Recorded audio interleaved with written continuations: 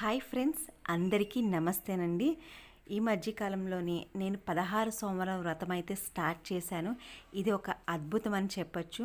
నిజంగా దీంట్లో మంచి విషయం ఏంటంటే మట్టితో శివలింగం చేసి ఆ శివయ్యని పూజించడం అండి. నిజంగా మట్టితో శివలింగం చేసి ఆ శివయ్యని అలంకరించి పూజించడం ద్వారా మనసు అయితే చాలా ప్రశాంతంగా ఉందండి.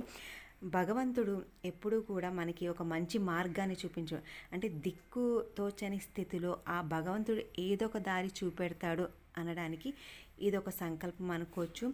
ఎందుకంటే ఏది తోచని స్థితిలో నాకు ఈ 16 సోమవారం వ్రతం చేయాలన్న సంకల్పం అయితే పుట్టింది. అలాగే ఆ శివయ్య కూడా నాకు మంచి మార్గం చూపించి ఈ 4 వారాలు కూడా కంప్లీట్ అయ్యిందండి.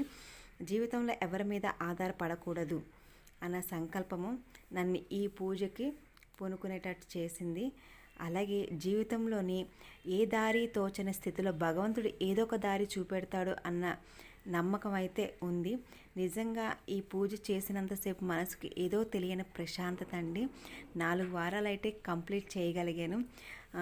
మిగతా వారాలు కూడా కంప్లీట్ చేసుకుని మంచిగా శివయ్య అనుగ్రహం పొందాలని కోరుకుంటున్నాను.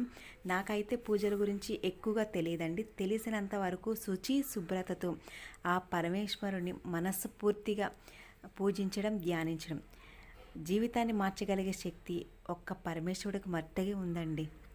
అంటే తల్లి తండ్రికి మాత్రమే జీవితాన్ని మార్చగలిగే శక్తి ఉందని నా నమ్మకం. నచ్చితే లైక్ చేయండి, షేర్ చేయండి.